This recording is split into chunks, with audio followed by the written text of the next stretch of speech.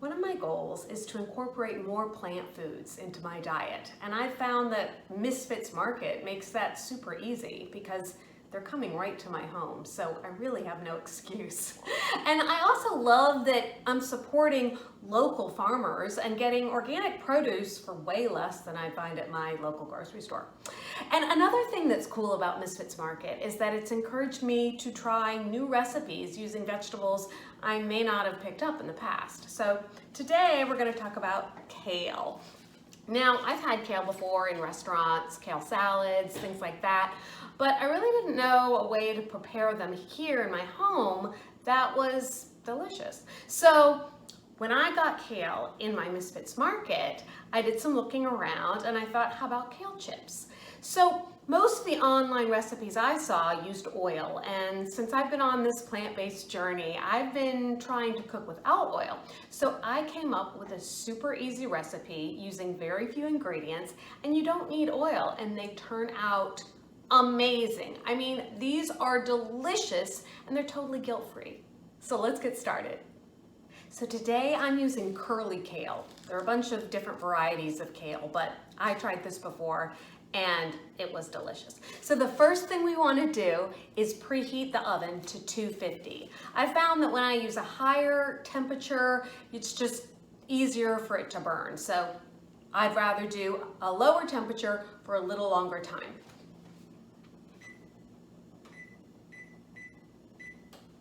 So we start by preheating the oven to 250 degrees Fahrenheit, and then we wash the kale. Gotta do that. Once we've washed the kale, I just lay out a clean dish towel and I lay it down on this. Now you could use paper towels, but I'm trying to be a little more environmentally friendly and not waste the paper. So I do it on one dish towel, and then I just take another clean dish towel and pat it dry like this. And the next thing you need to do is take the stems out. So that center stem is really hard and bitter, and that isn't going to work for our kale chips. So after we've patted it dry,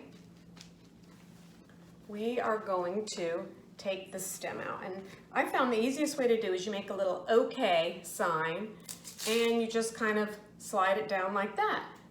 And then you don't use the stem. See how easy that is?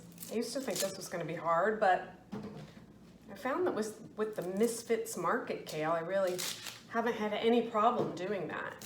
So you just take the stems out like that, and we can lay it out to dry while we work on the magic sauce. So this is the dressing, although it kind of turns out a little bit more like a paste, which is what we want. I start with apple cider vinegar. Now to make it easy, I'm just using a 1 tablespoon, and I use a tablespoon of everything. So I just do a tablespoon of apple cider vinegar. I do a tablespoon of Bragg's liquid aminos. Now you don't have to use this. I just like things with a little bit of a salty umami flavor, but you don't have to. I've made it without, and it's also delicious. Then I do some Dijon mustard, tablespoon of that.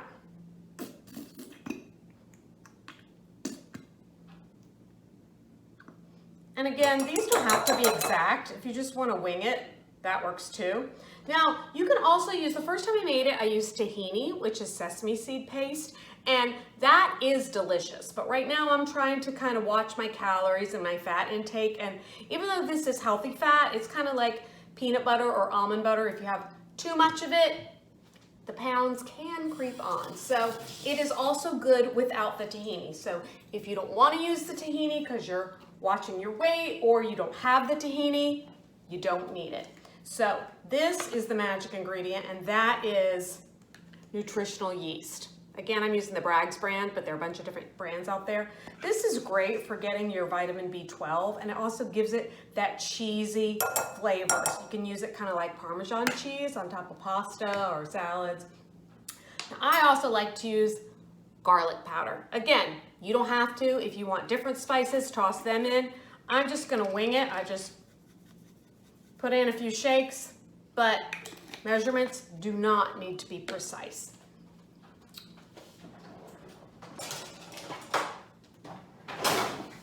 So now I'm just gonna stir this up.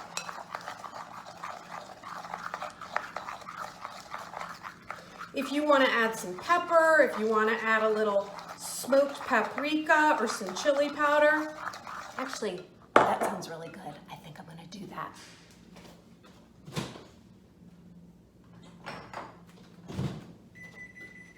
Oh, oven's ready. So let me just toss in a little smoked paprika. This one is the Simply Organic brand.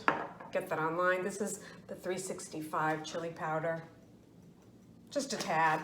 But again, do it how you want. You really can't go wrong. As long as you have the Dijon mustard, a little apple cider vinegar, and the nutritional yeast, those are really the key ingredients. Okay. Now what we're gonna do is, I like to use parchment paper because again, I'm trying to cook without oil, but if you have one of those silicone mats, you can use that. I just use the parchment paper and just line a cookie sheet. And then what you do is you just take bite-sized pieces of the kale. You coat your fingers, make sure they're nice and clean, and you kind of just massage it in on both sides. It doesn't have to be too thick. And then you just lay it on your cookie sheet. You can kind of rip, doesn't really matter what size you use, just try to keep it pretty consistent so that they cook at about the same time. And you want to have them have their own space. Don't let them get too much on top of each other. So sometimes I make 2 pans of it because I will gobble this up, and I'm telling you, you will too. It is like the most delicious way to eat kale, to get your kids to eat kale. And kale has a lot of calcium too, which if you're fully plant-based, people are always concerned, where are you gonna get your calcium and your protein? Of course, that's another story. We'll get into that another time. But they're always concerned about where you're gonna get your calcium because you're not eating dairy. But there is calcium in leafy green vegetables, especially the darker ones. And curly kale is a good way to do it. So we just go through all the kale. We just massage it in. And that kind of breaks up the fibers. I don't know if you've tried to eat kale just completely raw and plain without having been massaged with olive oil or anything like that. And it really doesn't taste so great. So maybe that's why in the past I have been less inclined to eat it. But I'm telling you, this way, it is not hard to eat a ton of kale.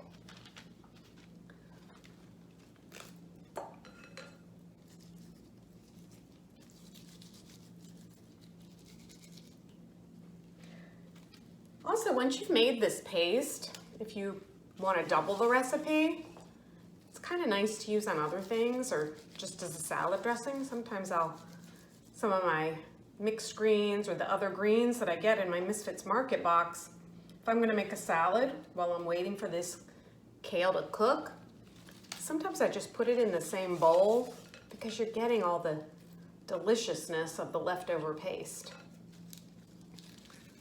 That's the great thing about cooking plant-based is you don't have any like weird marinades that aren't healthy because there's no raw animal products in there or something that you couldn't just reuse the bowl. All right, so once you have your kale nicely laid out, then you just pop it in the oven So I found that with my oven, 25 minutes on 250 degrees Fahrenheit is perfect. But you might want to test with your own oven. Start with 20 minutes and then check on it. You don't want them to be soft and mushy. You want them to be crispy, but not burnt. I'm telling you, you're gonna love them. Well, now that they're done, I just wanted to show you how they turned out. Look at this. Ooh, ooh. Hear how crunchy they are? They're crispy, they're light, healthy, savory, cheesy, and delicious. Completely dairy-free and oil-free. So thanks to Misfits Market for turning me on to curly kale and inspiring me to make CheeZy Kale Chips. Thanks so much. I'm Stacey Harris. See you next time.